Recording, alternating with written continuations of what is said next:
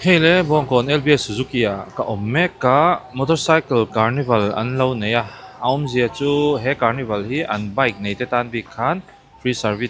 servicing free checkup ti te an lo nei puya an bike ho hi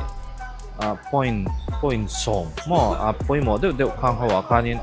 servicing free ten lo neya ti chuan silfai du tan po silfai ti rek thea chain clean te kha ahar sa mani ti te kha ang te poka a free nan lo ti sak vek don cheu ni chuan hemi a bike nei ho tan bi khanin hela hem product chi sang an helmet ti te ting ne khi discount nan pe mega adu tang khan tu na hen a lei chi khop mai a hun chung hi ni som hi panga april atanga ni ruk theng ania nak tu theng ani chu chuan in lo wangai ve nanga hei VSTROM te ka bike lu yang khamo tiang ho te hi a test ride thea VSTROM hi ka fak na reu chu long ride ah hian tun thleng hianin mania po kan han tu na ka bike call nen te po kan han swap call vela long ride ah te khanin corner a ala nuam jok ka tiklat zin pui la nuam jok tat petrol a helo boka 250 ni na hi mizoram anga chuanin hei hi zin pui nan chuan ala nuam reng a seat te hi a hlai thaboka hilpur theih na hi a thaboka so rong keng tel boka song po somo nyakina he poi test ride mumal tak kan leilem chuan hei hela hianin an electric scooter hi aron thleng hnai boka hei hi a phuram to khap me an electric scooter hi ron thleng hnai hei an lo buat sai mup to heng da bo hi chu mi pui khan kan lo wangai venanga an electric scooter hi thale vel chon ron thleng tura an be sei to a hei changkang dong khap mai thang te po kha in lo wangai ven don nia motorcycle carnival ti khani a chu in lo bel chenga LBS Suzuki bongko na khan akal thei ani okay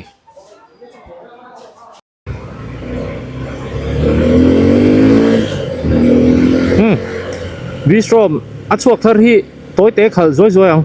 nakina full test review chu kan la englo don thawa di hlui kan han khal le chu nia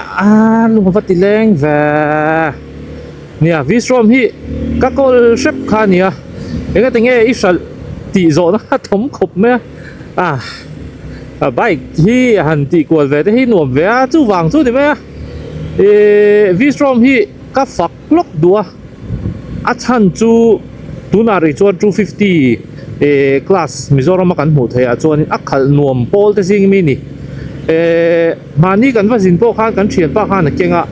kein ka bike ka kenga khata khanin kongkuala khanin ka thei lo ni VSTROM hi 390 khan a chan chu kongkuala hianin handling hi anuam zok tak mai ni chu ka soi du nia le a bike hi a lo zang zok bok shim shima a wheelbase po hi a toy deuh hreta a kele kein kar te po hi hemi chuwang chuan a handling hi anuam ani VSTROM hi mizoram a chuan han zin pui nan chuanin he bike hi anuam kalati chu ka soi du tlang deuh soi chuanin ka khal hnem boka VSTROM kha chu chuan a petrol he lo na lama po hianin ka fak du a seat hi anuam em boka a seat hi kan thut hian hei adup del me a hnung po hi a zau tha kan nu po kha an thut po khan nuam kha ti thei khop me a hnung chuan te po kha le hei a eng lo hi a tha thil tron na vel an ron da hi mo a hnung a carrier hi chu ti vakin a hran pai na dang hi vo hi ngai lu tuk to lem lo chu he VSTROM hi tuna chot adventure tourer kan hmu thei zinga chuanin a tha ber te zinga ka soi thei ka fak chu alani ve tat ani hei chu mo ka bike hlui po ni ma se hei chu zin puya nuam a ori zekania hei tuna handlebar zong po hi engma an la thak dang lam lo alo nuam ani hi kan han lo han ti sang vela handlebar riser te kha ka wa alo ngai tuk lo ni hi anuam te zok te hian a ori mo tuna a new model hi a color thar hei ka khal ang hi a sen hi a ron oma aspect a hi chu engma dang lam chuang lo amai ro chu a thar te ni boka nge moni a engine hi a mai khan smooth zok a vibration khan ne zok ta riau in ka sia chulai chu ka fak ve du na ni lek lam hi nuam hei chu mo a bike hi zin pui nuam Suzuki engine hi engine chian ni mi lo nia ka soi du fo chu high speed hemi englo ate hianin atlo me ma hey kia ka soi ang engine han troi na ngai ate hianin atlo me mani engine na sat po le engma power loss om lo mo ka tiang khan om ve thei tlat mai chu ka phang na ni hemi Suzuki GIXXER ho engine hi atha full top mi hian kan hre tam lo mai po a enge hei hi kan bel chen ve deuh hlek angai chuan a braking hi awa tha to ve hnung po hi a brake kha ka soi sel thin kha nia Suzuki englo ho ron kalpo khan an ho tu ten ron kalpo khan in kalo soi ber kha chu a brake te hi tlemin ron ti tha deuh tewa ka te a hnung brake te hi a mai khan a man ta zok riau in ka hria chung te po chun ron update te po chun ni ve ma na claim a ma kan soi sel nang chi neu kha an ron update ve zela hei a color po hi moi vat khop mai a sen du ka nia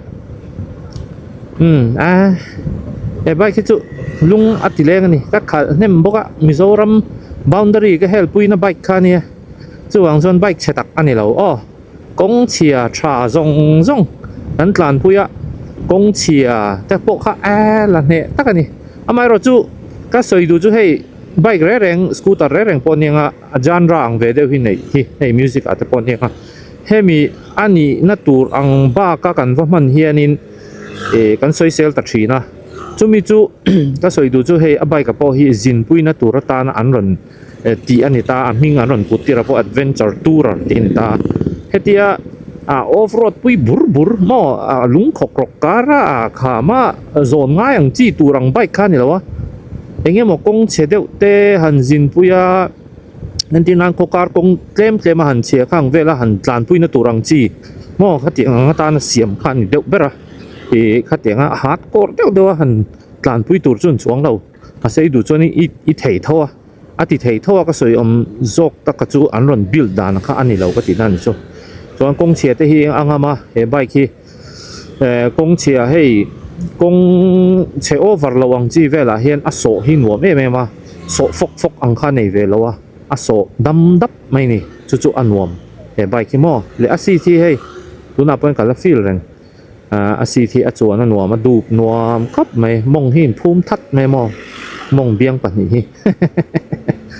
chu ka sei no ni a nuam khap mai kan chuk tha zelanga he bike hi tuna hian a man hi ka tarang hi ne kan dei lai khan in 2.3 vel khan ni tlem ron to vele deuh hret to a man ang a hian a to deuh te po ti po kha mai the ma se kai chu a to ka ti lem lo a thae mai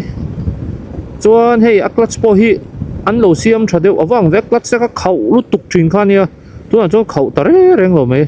a clutch kha kan ta ho ka duai khan a khau deuh hlaka chok na sa ho kha name to tuk khala nuam le zol ni a engine in troi po I amai khan smooth ta dei mai kha lova bel chiang ro test ride turin om renga Suzuki ka soi ang hi ani tak takem ti ta kha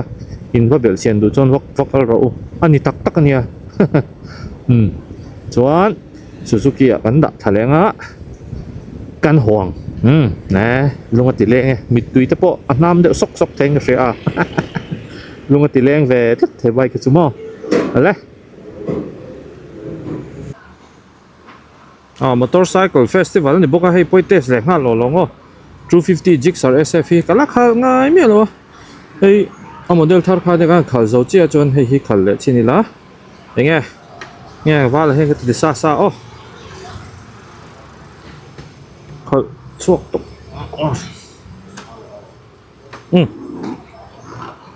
hei a man neng zat nge 2.4 ai nặng đâu rắc được không? Mình tấm nó hay nặng, hay sầu rồi. Thế sẽ ha lắm. Yo.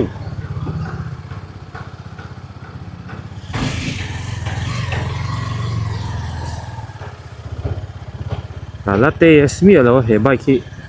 khal ve le chin ni la. Engine kha VSTROM này ang chia chia ba se sproketing ka khai nang don lo kha ถ้าเขาจูอมเสียเนี่ยtouring bike และ sports bike เขาจะหนังเทแล้ววะโย่พอเราวันวมเวเห็นดึงเราวันวมเวเฮ้ย bike ที่จริงเราวันนี้มันแต่ที่อารอนแต่งเราบุกะเฮ้ย adventure bike แต่ที่จูจินพุยตัว bike กันนี้วางเฮียนี่เจ็ดด่านชิมมาเลยกัลพุ่งกันชุดด่านแต่พอที่ sports bike เนี่ยจะให้หนังเราตากันใช่ไหมกันsports bike เช่นขัดพอที่การขัดตัวจีน่าจวนนี่ขัดนวมเราที่อมเวเนียที่เดียวจุงเงี้ยแค่พาร์เดียวแค่พอที่อมเวเนียถ้าเตียงข้านี่เราให้ที่จูอันนี้นวมปั๊บนะอันนี้โมเดลที่อันนั้นอัปเดตชัดๆที่นวางเฮียนให้หลังเราลุตุกเราวังจีถ้าเตียงอันนี้วางข้านี่รินไอเฮียนี่เราชัดเทียนะเฮ้ยมันหินว่าหินเลยสิ่งทุ่มบอร์เวลให้กระดอนตาละหนังหินไหมอ่ะรอไล่ที่อเดนเดียวเฮ้ยสกูตี้ตานที่จวนนี่พอที่จับวัคซีนเรามีหันเละเป็นแล้วพอที่ทีมตัวเวลแล้วมันเป็นใบที่จูกันปลดลบเทียสกูตี้ที่จูมีกันว่าเละไปละกันโอเวอร์เทคเลยเทียล็อกเราเห็นอเดนเวฟshort ride tak ni hay tu na chuan in te zoi video ho kha na smooth ta reu he engine bo ya recap angkha ma mi ang deuh kha om talo ra vibration po zia ta pot ma kha chuan in aron chong ma sa ho kha 250 engine ho ka temin vibration kan na ve deuh ka chak sin ho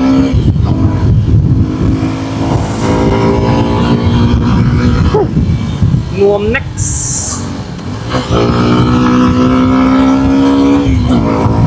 250 engine hi hemi GIXXER hi engine เชียนี่เราแล้วก็ทิ้งมีปุ๋ยเฮียนี่อันนี้หมายตาเราเดี๋ยวเล็กทีนะถ้าแรงอันนี้ขนาดนวมเฮวีท่านจูไม่เลยจังพอชูทีละbike power เนี่ยมั้งเดี๋ยวงั้นชูพอคันนี้ bike ขัดกันนี่เนี่ย Suzukiนะที่ไล่ตัวแต่ทั้งที่เทสเลยแล้วอันสุดทะเลโดนเนี่ยเจียก็ไม่ให้ very smooth ลายนี้เราจะเสียบอก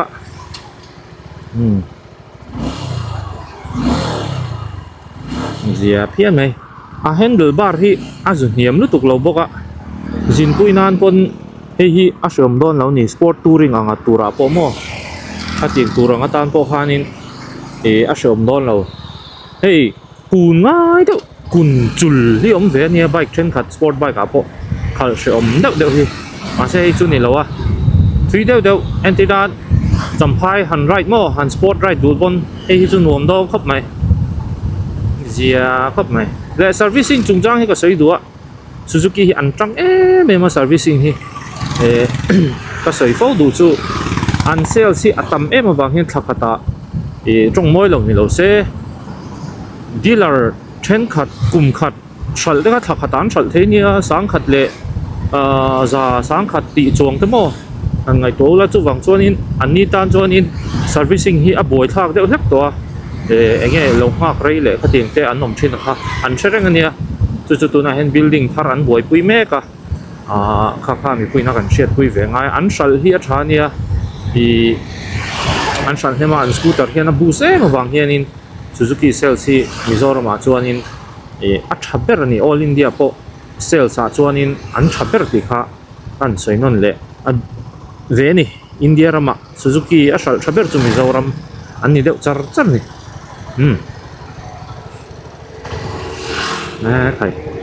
เจียครับไหมกองน้าอังตุรกีข้ามโดนเรานี่สิปอนวมดูบนวมไหมดูบนี่สิเราครับนวมตอกเวลวิวนี่หันสวยเสียงตัวก็เชลเราลูกสิอารอนชัวเตอร์ขันมอยกันติดขอบมอเนี่ยไปที่ถ้าใจจักให้เขาไม่กันลัดเจ็บอันนี้เกิดจอกค่ะอันเสียกเฟลวิกตัวโลนาติค่ะกระตุ้มมาเซ่Ninja second hand tom dia kagak mutan lah taring tu kan ciir kau mereka siam lah cer kau mereka lâu là mấy lâu cái gì lên nó tụi nuôi ăn cái gì hun lại ha rồi suốt từ vel han nhé mo thầy ăn uống mẹ thầy bài thi in ngày vẫn đủ chuẩn in lấy đón hian test ride tour hi om china và test ride khэр chin teu na kina khan in sarlos a trai ti sia chu ti khati ti ta kha om le china choi chon in invite lấy tour ta kha ma nin va test thap ola a thang nge yam kata na thang nge yam ti ta kha nang ma ni ngai dan kha poi mo zo kani te ni na kan lo soi chu hemi atlang lon bor vel ang chi kha kan ron soi ne me ta kan ron test ta ma se taste hi ai nang lo thin wa hian ma ni du than nge mà nhìn nghe na what đi khá là chặt thấu thấu friend đây cái sấy vé này chú vậy hà xong khá tung chung cái video chú ni mero se motorcycle festival phốt